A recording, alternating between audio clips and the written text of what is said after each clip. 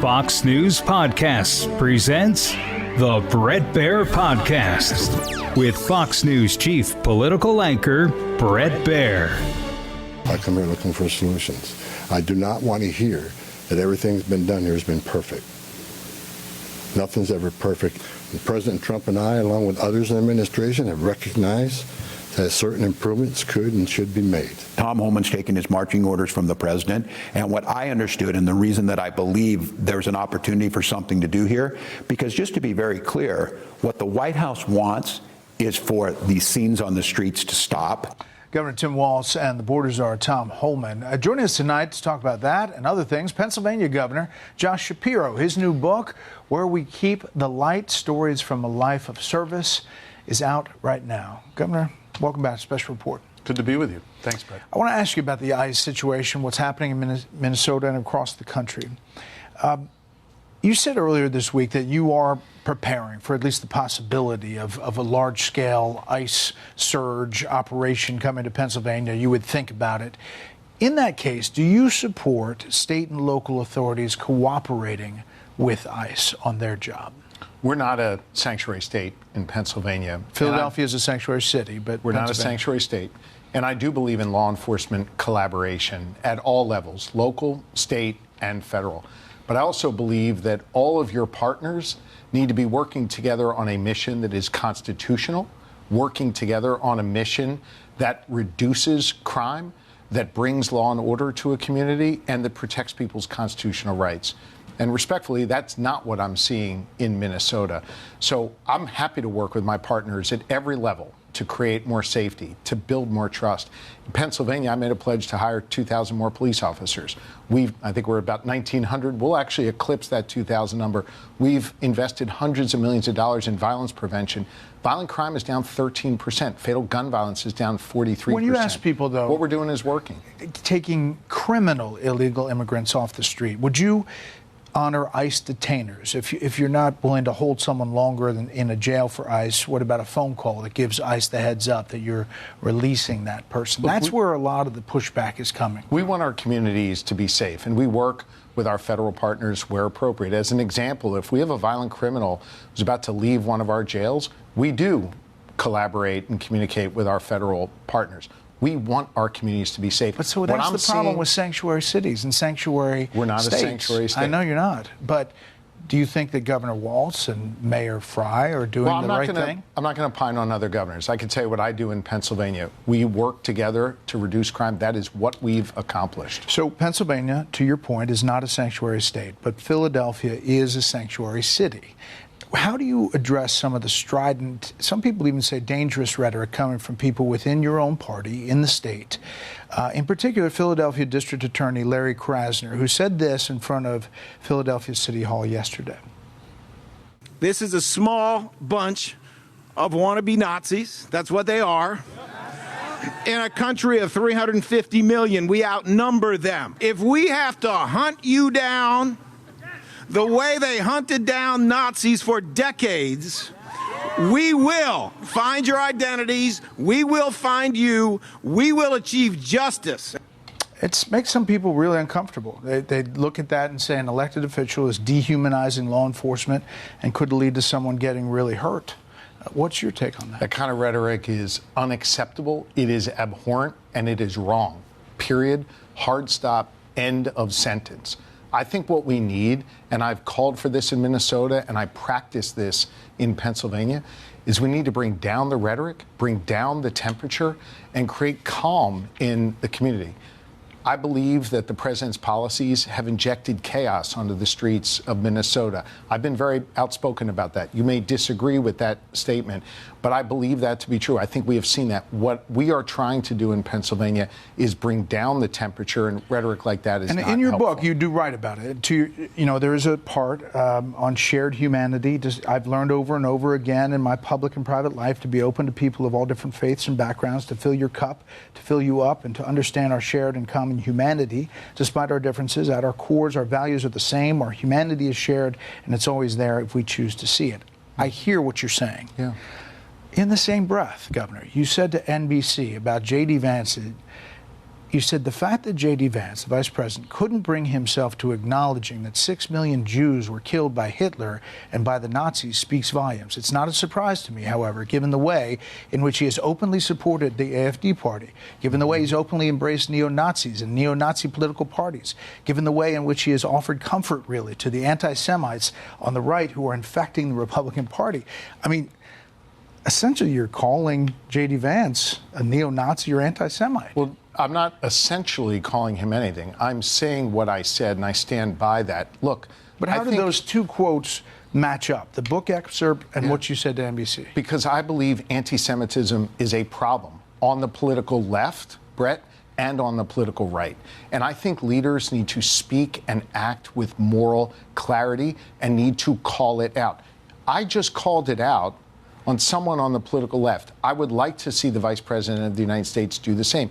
He should not allow for a Nick Fuentes or a Tucker Carlson or others who are promoting anti-Semitic views to be platformed.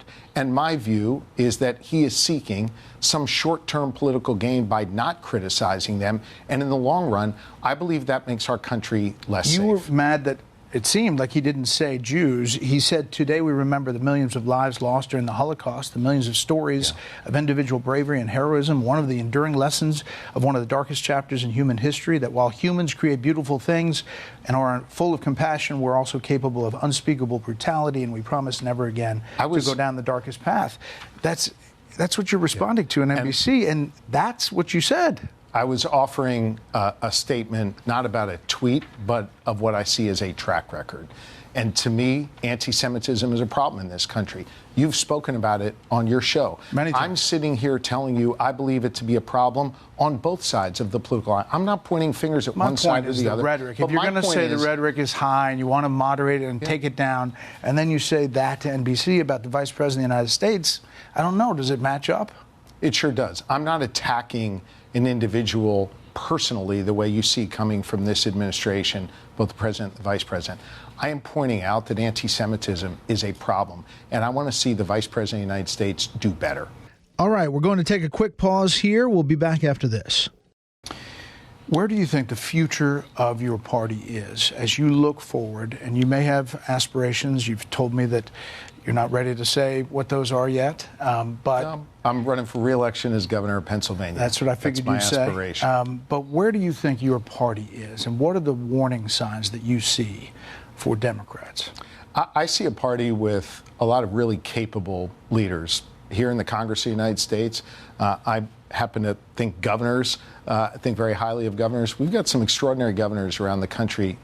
You've reported on this show many times. The president said many times he won all 7 swing states. He did. 6 of the 7 are governed by Democratic governors. Governors who, like me, try and play between the 40s and get stuff done, good schools for their kids, safe communities, economic opportunity, an affordable neighborhood to live in. And I believe we're a party that stands up for people's rights and freedoms at a time where this administration here in Washington is eroding people's rights and freedoms. And so to me, I think there are a number of Democrats who are leading the way on that. There is not a singular leader in the Democratic Party the way there is, obviously, in the Republican Party in Donald Trump. And that's okay. I think there's a lot of talent across the board. You're pretty critical of Kamala Harris in the book and how you were treated in this process. You think she's running for president? I have no idea. It's a question for her. And actually, I thought complimentary of her in the book in the sense that when we had our conversation together, it was a direct and honest conversation, which I appreciated that. And it allowed me to make the decision that I did not want to be a part of that ticket. I was going to go out and work hard for it and do everything I could to ensure that Governor Walz and Vice President Harris won the election. I worked very hard to do that, as you well know, and you documented. But I appreciate the candor. I was candid back with her, and I wrote about that as one small part of a larger book. You write about your faith. Yeah. Do you think that this country needs to turn to God more? I think that and I write about this a lot in the book, that there is a universality to faith. That it's less about religion. I believe you and I worship in different ways and in different buildings and with different texts. But I believe you and I have a shared faith. I believe that the American people have more commonality and a shared humanity, and I've experienced that as governor of Pennsylvania, showing up on people's farms and in their skyscrapers in our cities. People want the same things for themselves, and they want to love thy neighbor. They want to be there for their neighbors. I think there's a lot of inherent goodness. You know, I write in the book about the attack on my life and my family's life with the arson attack at the governor's residence. In the days after, folks prayed for us. And as a prayerful person, I never experienced the power of other people's prayers. And in many ways, those prayers not only strengthened me, but they helped me get closer to my own faith. I was presented a prayer from a Christian chaplain from a fire department in South Central Pennsylvania, an 80-plus-year-old Republican Christian chaplain. We are from different generations. We have different politics. And he gave me the prayer that was most important to him from the book of Numbers.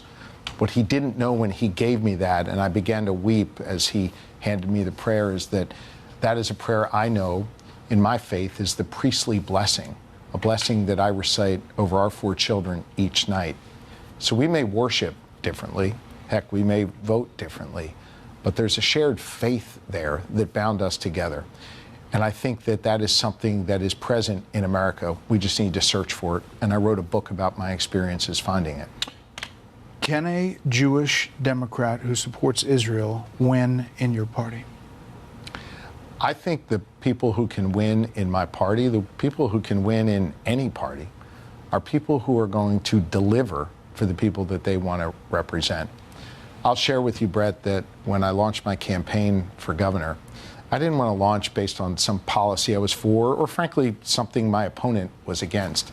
I wanted folks to know what makes me tick, why I do what I do. And so I spoke openly in my first ad about family and faith. And in fact, we filmed the ad at our Sabbath dinner table, where we are every Friday night. I share that with you because, in response to your question, when I would go out in the community, even communities where there wouldn't be people who necessarily prayed like me, they'd come over to me and they'd say, "Hey, Josh, I saw your ad. Let me tell you what lunch is like after church on Sunday. Let me tell you what our Christmas Eve traditions are. Let me tell you what our iftar is like during Ramadan." Folks were able to share with me something deeply and personal to them because I was open about my faith. I think the good people of Pennsylvania are people who respect folks from all different walks of life. And I think Pennsylvania is, in many ways, really a microcosm of the rest of this great country. Governor, we appreciate the time. Thank you, Bret. Thanks. Thank you.